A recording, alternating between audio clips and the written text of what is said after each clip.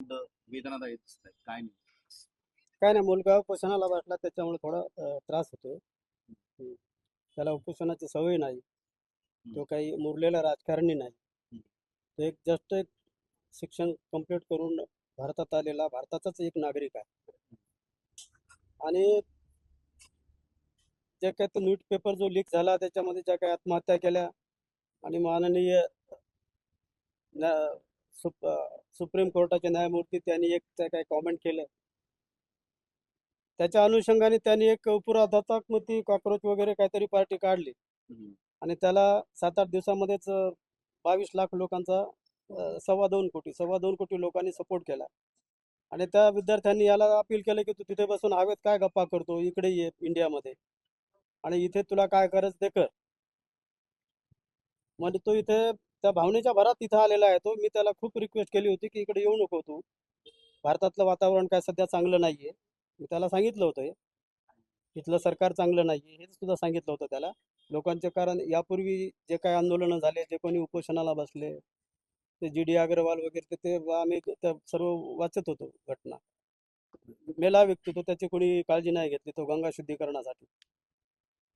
हे सर्व माहीत असताना आणि मी एक सुशिक्षित एक जिम्मेदार नागरिक असताना हे त्याला सांगत होतो की मी तुला एवढा कर्ज काढून जे पाठवलंय तर तू इकडे येऊ नको, तिकडे चांगला सेटल हो आणि आपलं सुखी जीवन जग. पण त्यांनी ते ऐकलं नाहीये आणि तो इकडे आलाय आणि आता तो उपोषणाला बसलाय तिथे. तर जसं सोनम वांगचूक सरांना त्यांनी अचानक रात्री सकाळी उचलून नेलंय. आता ते त्याच्यावर काय ट्रीटमेंट करतायत काय नाही माहीत नाही मला, कारण यांची नियत काय चांगली नाही. यांनी ज्या अर्थी उचलून नेलंय, यांना काय तिथे दिल्ली आणि ते त्यांचं काय जंतर मंतर काय असं 300-400 किलोमीटर नव्हतं, जास्तीत जास्त 3-4 किलोमीटरवर असेल. तर त्यांनी तिथं जायला पाहिजे होतं, त्यांच्याशी चर्चा करायला पाहिजे होती आणि त्याची मनधरणी करायला पाहिजे होती की उपोषण सोडा, तुम्ही काय निर्णय आहे ते आम्ही घेऊ, किंवा त्यांना काही आश्वासनं द्यायची असते. पण ह्यांनी तसं काही न करता त्यांना उचलून नेलं तिथून. आणि ते उपोषण जे आहे लोकशाही मार्गाने शांततापूर्वक चालणारं, ते त्यांनी चिरडण्याचा प्रयत्न केला. चिरडलं म्हणता येत नाही, पण चिरडण्याचा प्रयत्न चालू आहे त्यांचा. हे सगळं देशाच्या पंतप्रधानांना म्हणत होते की देशाच्या पंतप्रधानांना कळलं पाहिजे. ही लोकशाहीमध्ये भारतीय लोकांची चूक आहे.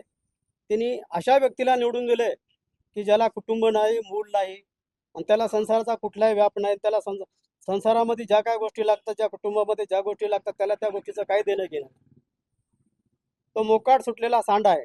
अशा माणसाला त्यांनी पंतप्रधानपदी बसवलंय आणि त्याचे हे परिणाम सर्व आम्ही भोगतोय आता.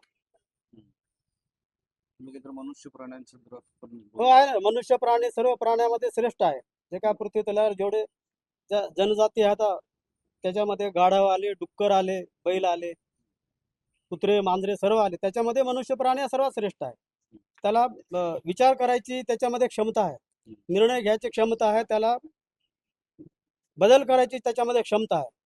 की त्या प्राण्यापैकी एक नरेंद्र मोदी या प्राण्याला परमेश्वराने सुबुद्धी द्यावी की या मुलांचं ऐकावं त्यांनी आणि त्या धर्मेंद्र प्रधानचा राजीनामा घ्यावा.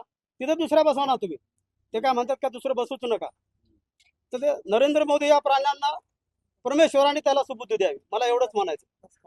एक एक एक प्रश्न असा आहे की तुम्ही सुरुवातीला म्हणले की भारतात काही वातावरण चांगलं नाही. हो, इतक्या टोकाला तुम्ही विचार करताय म्हणजे आणि नेमकं झालंय काय भारतात? का तू बघताय ना तुम्ही काय काय तुम्हाला दिसत नाही का? तुम्ही कव्हर करा ना भारतामध्ये काय काय ठीक. प्रत्येक पेपर फुटतोय. किती किती पेपर फुटले, किती जणाला अरेस्ट झाले, आता मी ते युट्यूब वरून बघतोय. आणि कलमा अशा टाकतात की त्याला जमानत भेटली पाहिजे. आता जंतर मंतरवर अभिजित उपोषण करतोय वामचूक सरांच्या नंतर. आता तुम्ही सुद्धा उपोषणाला बसणार असं तुमची हो, तर भूमिका कारण माझा मुलगाच उपोषणाला बसला, मला एकच मुलगा आहे. हम्म. त्याचं जर काय बरं वाईट झालं तर मग मला करायचं का? मी सुद्धा त्याच्या तिथे उपोषणाला बसणार. या आंदोलनाच्या माध्यमातून तुम्हाला काही भीती वाटते का की बाबा? नाही, हे बघ, इतके दिवस मला भीती वाटत होती. हम्म. मी विचार करत होतो, मी कुणालाही मुलाखत वगैरे फक्त 19 काय 20 तारखेला मुलाखत दिली होती. त्याच्यानंतर मी कोणत्याही मीडियाशी बोललो नाही, कुठेही गेलो नाही, मी कुणाला वाच्यता केली नाही. आता माझी सर्व भीती मरून गेलेली आहे माझी. आता मी कुणाच्या बापाला घेणार नाही. लोकशाही मार्गाने मला जे काय त्याच्या वडील म्हणून त्याला सपोर्ट करायचा आहे ते मी सपोर्ट करणार आहे. आणि मी त्या भारतीय समाजाला सुद्धा आवाहन करणार आहे की तुम्ही सुद्धा रस्त्यावर यायला पाहिजे. किती दिवस भिवून जीवन जगणार आहे तुम्ही? आणि कशासाठी घ्यायचं? हम्म. जे सत्यासाठी आम्ही आता लढणार. माझ्या मागे कुणी येऊ न येऊ, मला तर माझ्या मुलाच्या पाठीमागे राहावं लागणार. लोकशाही धोक्यात आल्याचं तुम्हाला वाटतं? लोकशाही धोक्यात आलेली. यांना वन नेशन वन पार्टी पाहिजे. चायनासारखं यांचं चाललंय की चायनासारखं, जसं चायनामध्ये दुसरी पार्टी येतच नाही. रशियामध्ये सुद्धा तेच आहे. व्लादिमीर पुतीन एकटाच निवडून येतो. दुसरं तिथं कोणीच निवडून येत नाही. चायनामध्ये सुद्धा दुसरं कोणीच निवडून येत नाही. यांची तसं हे आहे, चाललंय तसं. त्या मार्गाने भारत चाललेला आहे. त्याची सुरुवात झालेली आहे. आता त्याला यश मिळतंय नाही मिळतंय, भारतीयच्या जनतेवर डिपेंड आहे की यांना कसं करायचं. त्यांना जर परत गुलामगिरीमध्ये जायचं असेल तर ते जाऊ शकतात. एक शेवटचा प्रश्न, सरकारनं आता या आंदोलनाबाबत काय करायला हवं असं तुम्हाला वाटतं? काहीच करायला नाही पाहिजे. ज्याचा विद्यार्थ्यांची मागणी आहे त्यांनी ती मान्य करायला पाहिजे, एवढंच. बाकी त्यांना काहीच करायचं नाही. तुमच्या डोळ्यात सकाळी सगळे आले. आता येणारच ना, मुलगा म्हटल्यानंतर अश्रू येणारच आहे. ज्याला मुलं बाळ नाही त्यांना काही किंमत नसते. ज्याला आहे त्याला कळतं ना की काय लेकरांचं असतंय म्हणून हट्ट.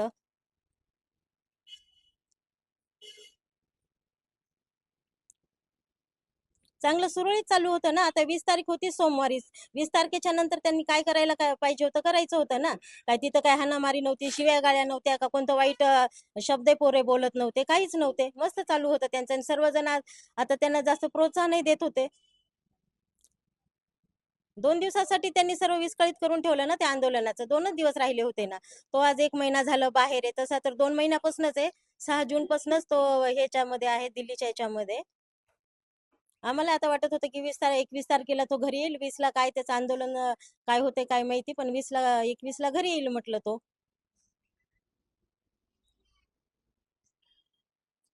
आंदोलन चिरडून टाकायचं. हा, केलंच ना त्यांनी, चिरडून टाकलं. सकाळी सरांना गपचूप नेलं ना. आता सरांनी कालच सांगितलं ना, सगळं चांगले आहे बाबा, मी 20 तारखेपर्यंत मला काही होणार नाहीये, पण तुम्ही हे करा म्हणे, आंदोलन सुरू ठेवा म्हणे. सरांनी सांगू नये, यांनी सकाळी सरांना उचलून नेलं म्हणजे. तसं जर अभिजित बाबत झाल्यावर आम्ही काय करणार आहे? सरांना सकाळी जसं हे पडदा टाकून नेलं, तसं जर त्याला नेलं तर आम्ही काय करणार आहे? आम्ही काय सरकारला मागणार आहे? सरकार इतकं हे झालं.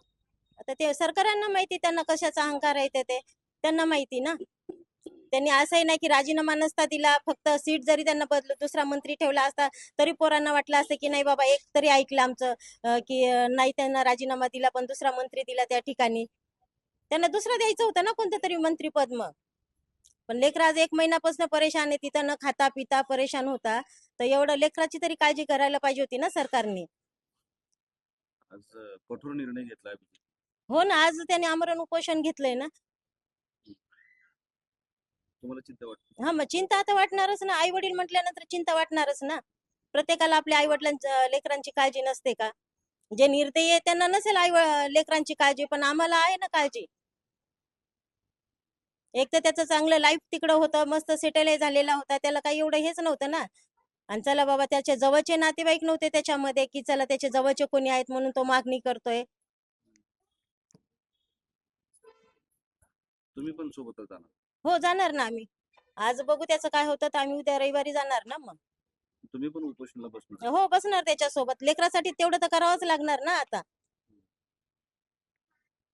हे सगळं सरकारच्या लक्षात येत नाही असं वाटतं काय? जस्ट नागरिक पालक म्हणून तुम्हाला काय वाटतं? हो, वाटतंय ना, सरकारच्या लक्षात येत नाही ना. कारण लहान लेकरांनी जरी बिस्किटचा पुडा मागितल्यावर आई वडील पटकन काढून देतात. तसंच सरकारला मुलं बाळ नसल्यासारखंच झालं ना. त्यांना काही चिंताच नाहीये ना. आपण लेकरांना रडू देतो का जास्त? हट्ट जर केला रडू देतो का लेकरांना? आपण काहीतरी मागण्या करतोच ना त्यांच्या पूर्ण. 10 रुपयाच्या ऐवजी 5 रुपये देऊन तरी आपण लेकरांचं मन समाधान करतो ना. तसं त्यांचंही करायचं पाहिजे होतं ना त्यांनी समाधान. इतकं निर्दयी कसं काय? आता काय माहिती निर्णय कशामुळे झालेले, आम्हाला काय माहिती त्याच्यातलं, सरकारचं आम्हाला काय माहिती. हुकुमशाही सुरू असं वाटतं. आता असेल हुकुमशाही, त्याच्यामुळेच त्यांना सरांना उचलून नेलं ना. त्याच्यामुळेच नेलं असेल ना. आता काय करायला हवं परत सरकारनं असं तुम्हाला वाटतं पालक? काय नाही, तेवढा एक त्यांची मागणी मान्य करायला पाहिजे. त्या दुसऱ्यांना कोणाला द्यायला पाहिजेत मंत्रीपद. झालं, पोरं खुश होतात ना. तुम्ही कधी जाणार? आम्ही उद्या जाऊ बहुतेक.